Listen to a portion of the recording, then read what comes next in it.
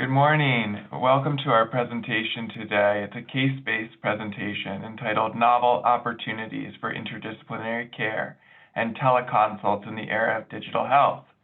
My name is Bobby Daly. I'm a thoracic medical oncologist from Memorial Sloan Kettering, and it's my pleasure to be joined today by Dr. Ellen Baker from MD Anderson Cancer Center, Dr. Nadine Husri from Yale University, and Dr. Ben Park from Vanderbilt.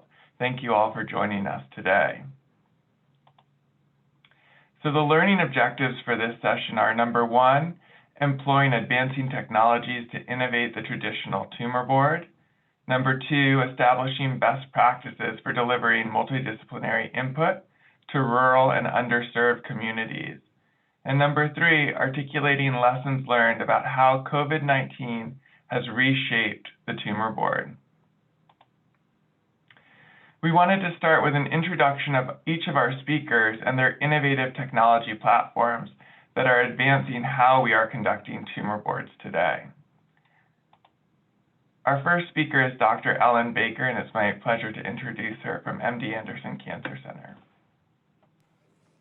Thank you, Bobby. Hi, everybody. Good morning, good afternoon, good evening. I'm going to be talking a little bit about Project ECHO, Extension for Community Healthcare Outcomes. And I have no financial disclosures. Project ECHO is a model that has a mission to democratize medical knowledge, and that is to share and disseminate knowledge that normally resides in academic medical centers, sometimes in silos, and share with the community to get best practice care to underserved people. And the model of Project ECHO is to connect specialists with providers in under-resourced regions, be they rural or isolated or inner city. And in doing so, expand the workforce capacity, expand access to primary care and specialty care, to disseminate best practices, and to engage your partners out in the community in a continuous learning system. ECHO will move knowledge and not people. Project ECHO was founded by Dr. Sanjeev Arora in 2004. He's a gastroenterologist at the University of New Mexico, a very rural state in the US. And at that time, very few patients were receiving treatment for hepatitis C. It was complicated, there were a lot of toxicities, and outside of the medical center, primary care providers did not feel comfortable treating patients. Treatment required that the patients travel perhaps 12 times a year to the medical center for treatment, and it just wasn't happening. Fewer than 5% of the 30,000 patients who were estimated to be infected were actually receiving care. So Dr. Arora did a road trip. He partnered with 16 rural clinics and 5 prisons in the state of New Mexico, and he started a weekly case-based telementoring program. He did this for 3 years, his weekly multidisciplinary conferences, plus his partners at those 16 clinics and 5 prisons. And at the end of 3 years, he compared patient outcomes of the 407 patients with hepatitis C who were treated in his clinic and in the community clinics. And he compared patient outcomes. And in fact, there was no difference in the sustained viral response between the 2 groups. In addition, patients were glad that they were able to be treated in their communities, and physicians out in the community felt a lot more confidence in their ability then to take care of these patients. So Project ECHO really aims at a healthcare system problem that we're all familiar with. We have great healthcare resources in this country and around the world, but they're not equitably distributed. And many patients lack access to high quality care where they need it and when they need it. There's a shortage of specially trained healthcare teams, and providers and patients often have limited access to specialty consultation. So the 4 pillars of the ECHO model is to use technology to leverage scarce resources. So ECHO has been using Zoom for 15 years. And in doing these conferences, ensure that you're sharing best practices, and this will help to reduce disparities in patient outcomes. Use a case-based learning system to master complexity, and then monitor your outcomes. The ECHO format is very simple. You hold regular sessions hosted by the hub team. In our case, the MD Anderson hub team. These sessions might be weekly or every other week or monthly. Your partners out in the community present cases. Discussions involve all the participants. It is not a webinar. It really is an interactive discussion and dialogue. And the feedback and guidance are provided not only by the specialists, but by your peers in the community. We generally have a short didactic that will complement case presentations, and it's really intended to be an all teach and an all learn environment. At MD Anderson, we've used the ECHO model in a variety of ways. We have several in the prevention arena: cervical cancer prevention, tobacco treatment. We have some in cancer treatment, primarily with partners overseas in Latin America and Africa, palliative care, survivorship, and even public health echoes that really relate more to policy and not so much to patient care. And here's where the ECHO comes in. So you start with your patients and providers, and the effect and the benefit will then echo out to the community and to the system. Thank you so much, Dr. Baker. That was wonderful. It's now my pleasure to introduce Dr. Park from Vanderbilt University, who will be speaking to us about their innovations regarding molecular tumor boards. Thank you so much for joining us, Dr. Park. Thank you, Dr. Daly. It's my honor and pleasure to be here to present some of our ongoing work. Today I'm going to talk to you about molecular tumor boards, and the title is somewhat thematic, I think, as you'll see: democratizing molecular testing and interpretation. Again, cutting across all themes with all speakers today. These are my disclosures. And so when we're talking about molecular tumor board, we're generally talking about tumor testing and now germline testing of DNA and now other substrates as well. And it is probably not unfamiliar with most of you that really, depending on the institution and or the vendor or company that's being used to do next-gen sequencing, that this can be performed very differently because there are lots of different available tests nowadays. So some tests now will incorporate what we call germline filtering, and that is to take a normal blood sample from the same patient and filter out anything that's now in the germline versus what's in the tumor only or somatic. Yet other companies do not. They'll just take the tumor and report out all the results, and we don't know for sure which is which. To further complicate the matter, nowadays there are many vendors and institutions that are offering RNA analysis, and this is predominantly for fusion for some types of cancers like hematopoietic malignancies and sarcomas. But depending on how much RNA is sequenced, what the bioinformatics pipelines are, they may or may not provide certain select fusions only versus the whole transcriptome. So again, that leads to a lot of confusion at times in terms of what is actually being tested and what is not. Variant calling, that is, what is a mutation, what is not, is also variable. In some cases, extremely variable. And we see this a lot in germline VUSs, or variants of unknown significance, where one institution or company may call a variant benign, or another one may call it an unknown significance. So this has also led to a lot of confusion amongst providers who are sending out these tests.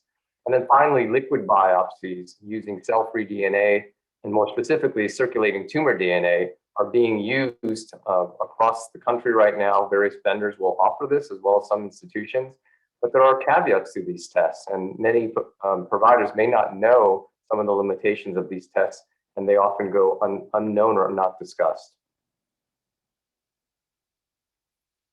So this has created a lot of challenges and unmet needs, but it also has created opportunities. The questions that are often asked when one orders these tests is, who should get tested in the first place? And if one decides on testing, what samples should be used? The tumor, the blood, should we use a metastatic biopsy or a primary tumor sample? The question of what is actionable. This also applies to germline findings nowadays, since we do have therapeutic implications for germline mutations. And what to do with incidental findings, or VUSs. We often think about, is this really a mutation or a gene that is druggable, the so-called driver, or is this a resistance mutation that potentially could be druggable or not, yet still has implications because it would predict for a lack of response?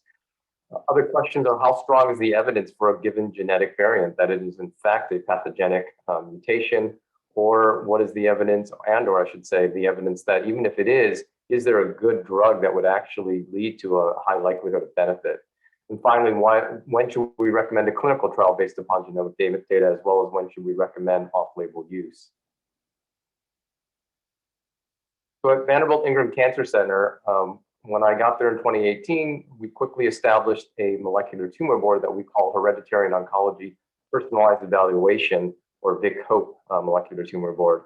The hereditary component is very purposeful and really upfront because this has become increasingly important, as I alluded to in the prior slides.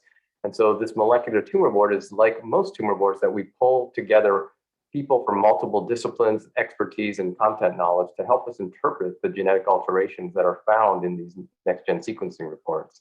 Our VIC-HOPE molecular tumor board currently is composed of oncologists from very diverse specializations, meaning lung medical oncologists, thoracic oncologists, both surgeons and medical oncologists. We have molecular pathology expertise, genetic counselors and medical geneticists, folks representing our phase 1 clinical trials, fellows and other learners nowadays with medical students as well as residents, and sometimes even undergraduate students, research coordinators, laboratory researchers who are really instrumental in helping us look at some of these variants, and then finally, patient advocates. This led us to actually expand this idea of so-called democratizing precision oncology. And one of the things that I've been involved with before is a global virtual breast tumor board, originally led out of Massachusetts General Hospital by my colleague, Paul Goss. I took that concept and phenocopied it with our molecular tumor board. And so now there is an international virtual molecular tumor board called Our Cancer Genomes. This meets on the 4th Monday of every month at 9 a.m. Central. And to date, we have about 17 academic sites, some of which are listed there, about a dozen community practices within the United States, and 6 to 7 now international sites. This really grew out of the need from colleagues who were able to get next-gen sequencing across the world, really, but did not have, as of yet, the content expertise of what to do with a lot of this information. We have a REDCap database that is secure and HIPAA compliant. We also have this easy way to scan in with a QR code to upload cases and anonymize them. And then we discuss these at these monthly tumor boards. If anyone is interested in this, we'll have some information for contacting me afterwards. Thank you so much, Dr. Park. And now it's my pleasure to introduce Dr. Nadine Husry from Yale School of Medicine, who will be introducing us to the platform she developed, the MedNet. Thank you very much, Dr. Husry. Thank you, Bobby. So the MedNet is an online platform for expert answers in medicine. And I'd like to kind of start out by telling you the problem that we set out to solve. My disclosure is I'm the co-founder and the chief medical officer. So the problem that's very familiar to all of us as physicians is that we don't always know what to do for our patients. Often we're confronted with very nuanced clinical situations, complicated cases, refractory treatments, and our current resources like UpToDate and textbooks and even PubMed search don't really help inform our decisions. There's data that shows that physicians have questions with almost every patient encounter, and about half of those clinical questions go completely unanswered. So if you step back and you think about your life as a non-physician, how often do you have questions that don't get answered? Whether it's a question about pop culture or history or current events. For the most part, you're able to get those questions answered because we have a platform that does that. So we go to Google and we search the internet and we can get an answer to almost all of our questions.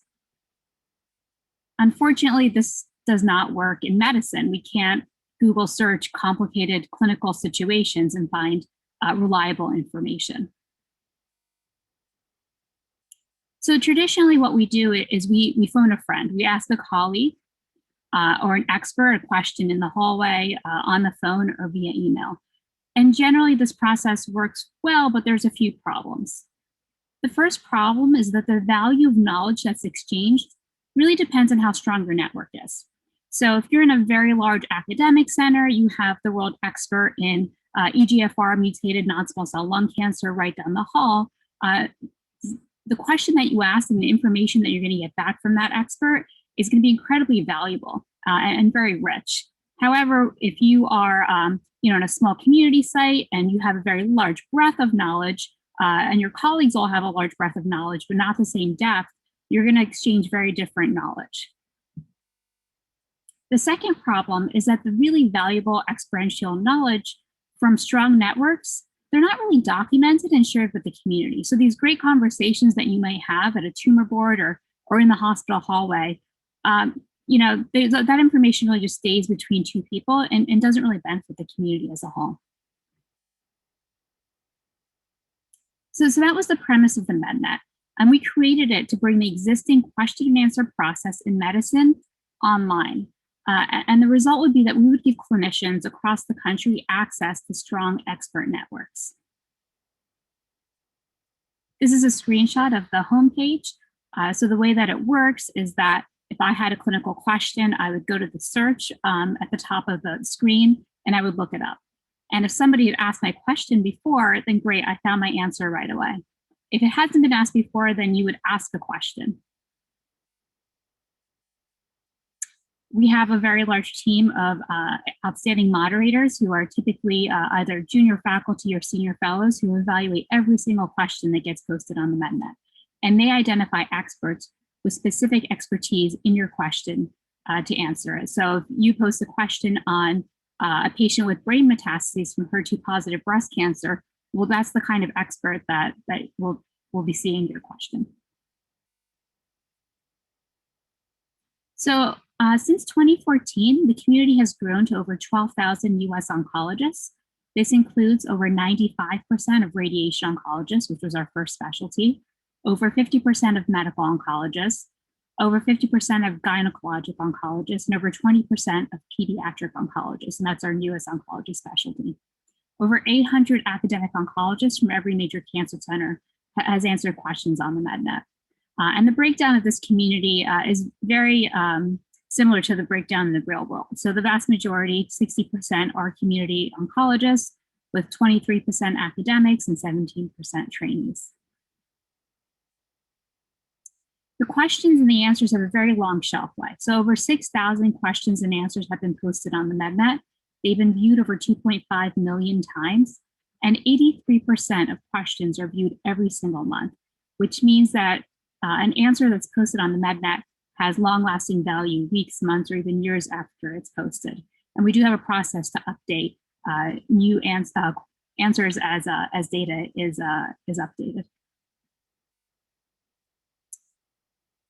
So this was a study that was published very recently, looking at social media use among radiation oncology trainees. And this was, again, our first community that the MedNet launched in. And when the trainees were asked, when they were looking for advice or opinions about a case, what was the most useful information found? 59% reported direct work with colleagues, and 31% answered the MedNet, which is clearly much higher than other online platforms like Facebook, Twitter, Student Doctor Network, Instagram. Only 2% were really seeking out information from colleagues at other institutions.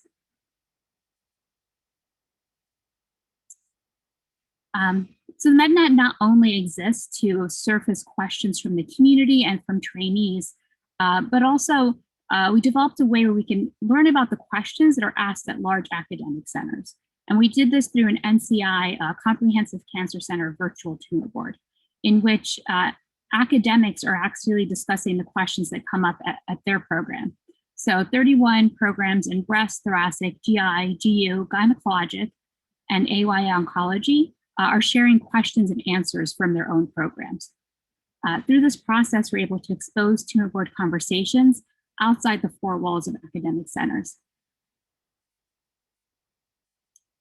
So lastly, the community has also grown outside of oncology. There's about 1,000 non-oncologists using the platform. Most recently, the rheumatology community has grown to 800 rheumatologists, which is roughly about 20% of rheumatologists in the country. In addition, we do have a benign hematology specific section as well. And over 100 experts in these non-oncology disciplines have also answered questions. Currently, we're launching in neurology as well.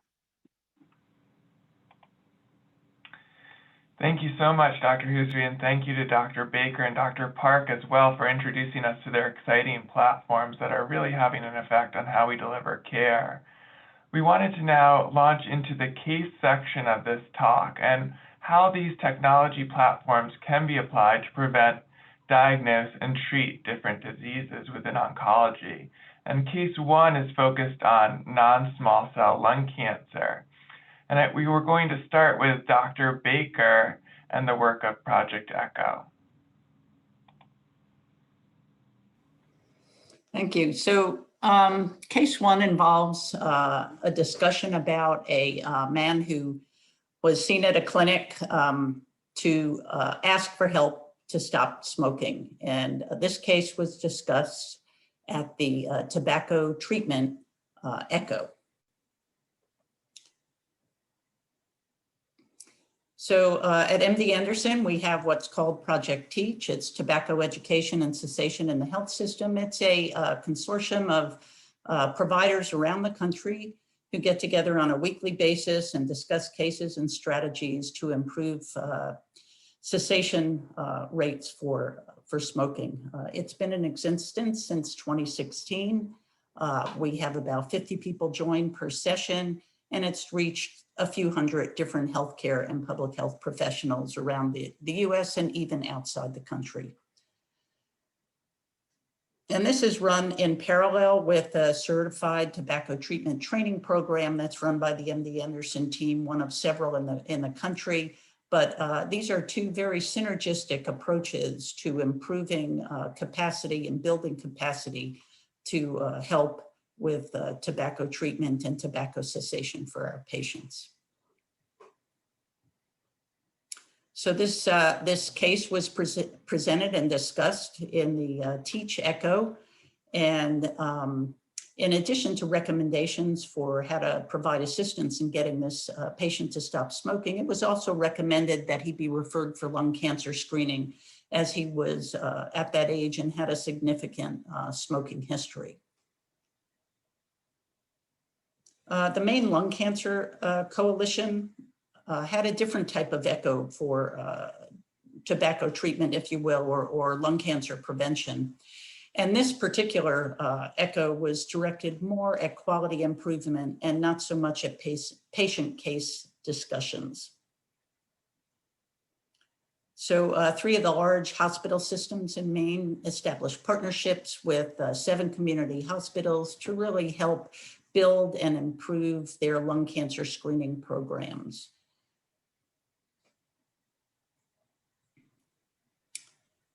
So this patient was referred for a screening CT at a major academic hospital. Thank you, Dr. Baker. So taking it from here, this patient, after being screened at a major academic hospital, was noted to have a large mass in the right upper lobe, and further staging and workup revealed additional disease in his liver. So this was, in fact, by CAT scan, stage 4 de novo metastatic disease.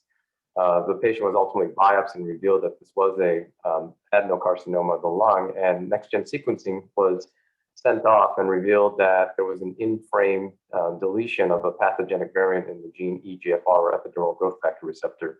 This is fairly common in this subtype, about 10%. And we now have a number of targeted therapies, first, second, and third generation tyrosine kinase inhibitors that are very effective for these types of mutations. This patient was started on a third generation inhibitor called osimertinib and had a complete response by CT scans. Unfortunately, he did ultimately develop recurrence in the contralateral lung several months later. Fine needle aspiration was confirmed the diagnosis of recurrent disease. Unfortunately, there was not enough tissue to perform next-gen sequencing, which is often the case for these small fine needle biopsies. As a result, the team decided instead to send off a liquid biopsy using ctDNA, or circulating tumor DNA. And this was sent off and returned and revealed that beyond the known mutation in EGFR, there was at 2% allele frequency, there was also a new mutation in BRAF, a V600E variant, and this was about the same allele frequency. So the providers brought this to a molecular tumor board, and the case was discussed. And there were 2 questions The first one was whether or not this BRAF mutation was a resistance mutation versus potentially a new primary cancer, something like melanoma, which this mutation is very common in about 50 to 60%. And then secondly, how to optimally treat this patient. So the molecular tumor board was convened and discussed this case. There was no evidence of melanoma by clinical exam or other primary cancers, which can also have V600 BRAF mutations. It was felt, given the similar allele frequency, that this was probably going to be a driver of resistance to osimertinib, and this had actually been reported in a few case series in the literature. Further, there are some reports suggesting efficacy and safety of targeting using both osimertinib and a combination therapy to target BRAF V600 mutations, notably dabrafenib and trametinib. So the board felt that this would probably be an effective strategy to combine therapies. The thought also was that even if this wasn't a new primary, maybe an occult melanoma, that targeting both of these mutations with osimertinib and dual BRAF MEK inhibition would afford benefit.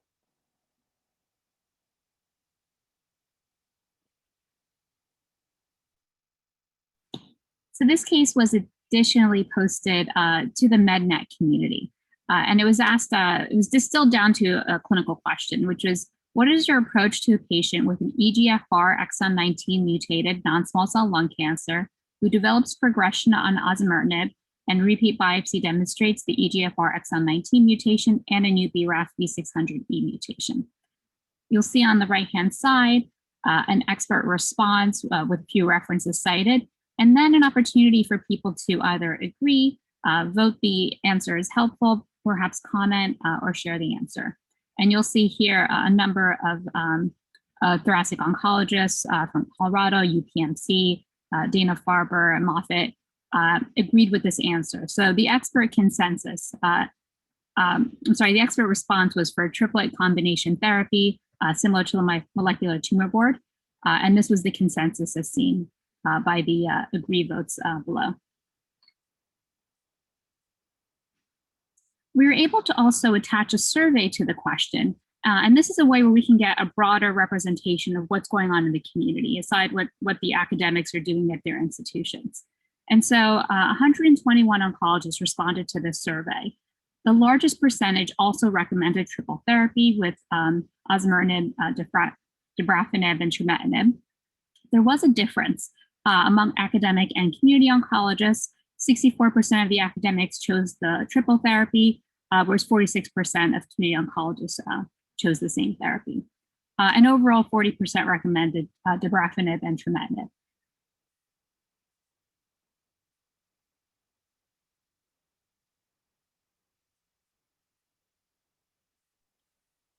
So the patient was subsequently started on dabrafenib and trametinib while continuing the osimertinib. He was monitored closely for any toxicities, and they were fortunately minimal. Restaging scan did demonstrate shrinkage of his recurrent lesion.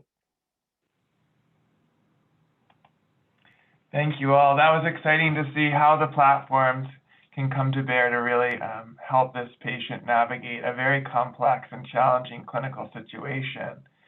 We wanted to share with the audience another scenario, this time in the malignancy of melanoma, where these technology platforms help to diagnose and treat this patient. So again, I'll turn it over to Dr. Baker and the work of Project ECHO. So case 2 is a 50-year-old man who had a 1-year history of a skin lesion and recently looked to his primary care provider to get some advice for this. It was a changing itchy mole, and the primary care provider performed an exam using a dermatoscope. This case was presented at the Early Melanoma Detection Project ECHO, and based on the exam, the lesion was considered suspicious for melanoma. So just a very quick word on this particular Project ECHO. This program is run primarily to help support primary care providers who often are in areas without dermatologists, and help them assess whether a lesion ought to be biopsied and whether it's suspicious for a melanoma or another worrisome lesion. And This particular echo is also run in parallel with a web-based interactive platform for dermoscopy education that engages dermatology residents in training programs around Texas. So it's really two parallel paths, one to improve dermoscopy education for dermatology residents, and another to help support primary care providers who are frequently the first physicians that patients see when they have a worrisome lesion.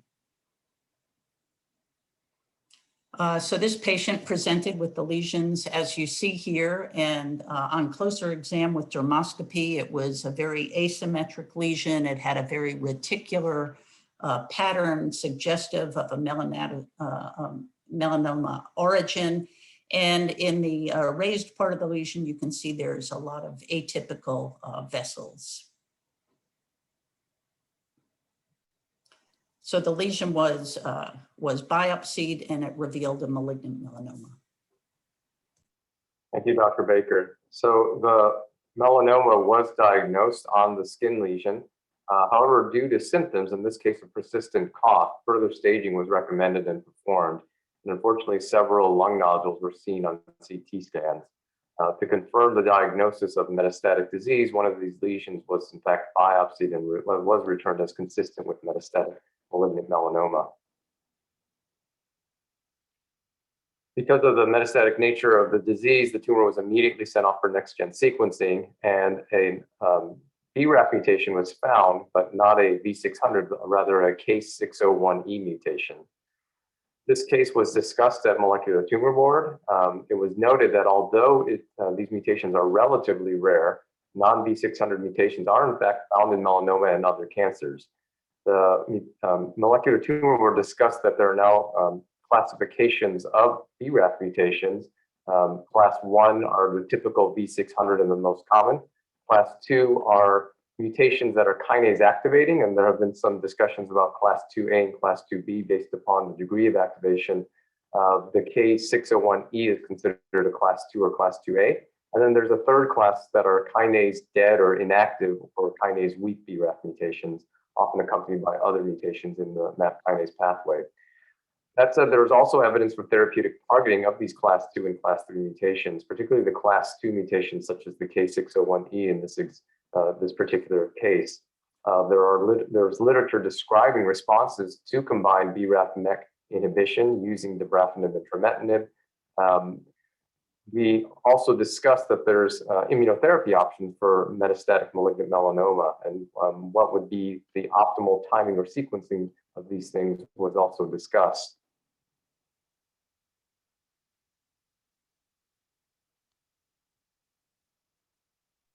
The question was posed to the MedNet community and distilled down again to a very specific question. What is your preferred first-line treatment for metastatic melanoma in a patient with a class 2/ non-V600 BRAF mutation? And again, you'll see an example of an expert response on the right-hand side. There's some data that's cited that's supporting the role of immunotherapy in the care of these patients. And so 2 expert responses recommended first-line immunotherapy. Again, we attached a survey to the question so that we could have a broader survey of the community. 40 oncologists responded. The majority did recommend nivolumab and ipilimumab, so 60%. And again, there was a difference among the academics and the community oncologists, but the majority of both, 80% of the academic oncologists and 51% of the community oncologists did recommend first-line immunotherapy. 1/3 did recommend dabrafenib and trametinib. So the patient was initiated on dual immunotherapy with nivolumab and ipilimumab and had a complete response lasting for 6 months. Thank you so much, Dr. Park. How do you make sense of the differing recommendations on the MedNet regarding immunotherapy and then the Molecular Tumor Board for the targeted therapy? How should our audience kind of respond to that differing opinion? Yeah, for the molecular tumor boards, sometimes we're focused, maybe a little bit too focused on targeted therapies. And in fact, our molecular tumor board, we actually now do have one of our melanoma immunotherapy experts who has joined. And I think that the sequence of which to use first is still not 100% clear. There are some retrospective studies suggesting that patients might do better with upfront immunotherapies. But I think that it's going to be even further complicated because we now know that there are studies ongoing using combined BRAF targeting with immunotherapies. So I think this is one of those great examples where we don't necessarily have a right or wrong per se, but I do think that there's probably consensus among the experts to start with immunotherapy and then use targeted therapies. There's also some pragmatic reasons because the field has evolved to know that depending on the sequence of immunotherapy, first or second, may also initiate or ameliorate side effects in terms of joint swelling, rashes, and other adverse events that can occur. Thank you. Well, it was so exciting to hear about each of these platforms and how they're really helping our oncologists and our patients across the country and really across the world. There were some questions the community had about these platforms. And the first one was, how, if at all, has your technology platform and case review workflows been impacted by the COVID-19 pandemic? Dr. Baker, why don't we start with you first? Okay, well, I like to say that the ECHO community were the Zoom experts until COVID-19, and now we are all Zoom experts. But I think, I think the impact from COVID-19 has been very much the same as it has been throughout medicine, and that is getting people in for, let's say, their screening exams or even treatment. I think there's been a lot of hesitation, and of course, we've read a lot about that. But I think it's everybody's familiarity now and reliance on technology, I think, will help grow these platforms in the future in a very productive way. Wonderful. Dr. Park? Yeah, I would echo those sentiments, no pun intended. We were really using Zoom for our international virtual molecular tumor board from the very beginning. And I often make the joke I should have bought stock in Zoom, but hindsight's 2020. Similarly, our molecular tumor board weekly locally has always had a dial-in Zoom component. We actually do have some affiliate hospitals who are joining us weekly on those bases. And as Dr. Baker mentioned, really what has occurred early on in the pandemic, I think, was the issues where access to for patients to get diagnostic testing and therapies was a little bit hampered. Simply because we didn't know what we were dealing with, we didn't have enough PPE, et cetera. I think all of that is largely abated. And so now, if anything, and I think, again, Dr. Baker mentioned this, it's really been a catalyst of the pandemic in terms of being able to reach out and use technology. Thank you. And Dr. Husby, has COVID had an effect on the MedNet and the questions you're seeing? Absolutely. So we started seeing our first COVID-related questions in March of last year. A lot of these were focused on how treatment regimens should be modified, which patients can be delayed in order to promote social distancing in the clinic and minimize the risk of spread. How treatments should be changed in terms of hypofractionation for radiotherapy, spacing of chemotherapy and immunotherapy dosages. And at that time, we received between March and May about 80 questions specifically from oncologists asking how they should be treating their patients during the pandemic. We were able to provide insight to ASTRO as they were developing their guidelines, and actually a number of the questions that were posted on the MedNet were incorporated into the ASTRO guidelines, pandemic guidelines as well. And then as we've seen, so most of the questions really posted at the beginning of the pandemic, and over time, we've seen that shift to a lot of questions coming in terms of vaccination. How do you time vaccination with chemotherapy, immunotherapy, radiation therapy? Additionally, since we launched rheumatology during the pandemic, we found that a lot of questions from the rheumatologists were focused on the treatment of patients with autoimmune disease, holding their treatments, and again, vaccination questions as well. So there was a very large number of questions and answers. I believe 120 total thus far, focused on COVID alone. Wow, that's exciting and such an example of the contribution these platforms can have. All of you are really innovators in this field, and I'd ask you to envision where your platform will be over the next 5 years. How do you see it better serving patients and clinical teams in the future? Again, if you don't mind, I'd like to start with you, Dr. Baker. Sure, thank you. I should have mentioned early, ECHO really started with hepatitis C and then other infectious diseases and then heart disease, diabetes, et cetera. And oncology was sort of late to the game in Project ECHO. But particularly over the last year or two, we've seen really tremendous growth in use of the ECHO platform. It's a very versatile platform. And it has been growing by leaps and bounds in the last several years. And I expect now that everybody is much more comfortable with technology and actually sees the benefit of using it in this particular way, that it will continue to evolve and grow. Thank you. And Dr. Park, the molecular tumor board, how will that change over the next 5 years? Yeah, it's a great question. And I think my plan or my vision really for the future is to really continue to grow this and again, using the pandemic to catalyze the fact that most people now are fairly facile with technology and getting on Zoom and having virtual conferences. I also think that this session itself presents ideas that one could merge things like MedNet with molecular tumor boards or the ECHO platform. And I can see how working together, bringing multiple different platforms under one umbrella, if you will, would really serve our patients and providers in ways that we probably couldn't even have fathomed 20 years ago. Thank you. And Dr. Husri, where will MedNet be in 2026? So similar to Ben, COVID-19 has sort of reshaped how I think about a platform like this. And so for me personally, it lit a fire in me to really find out how we can do what we did in oncology across specialties. So early in the pandemic, I started getting on the phone with colleagues in ID and pulmonary and neuro and rheum to try to figure out where we could be the most useful. And so over the next 5 years, we will be expanding the MedNet outside of oncology across all of medicine as well.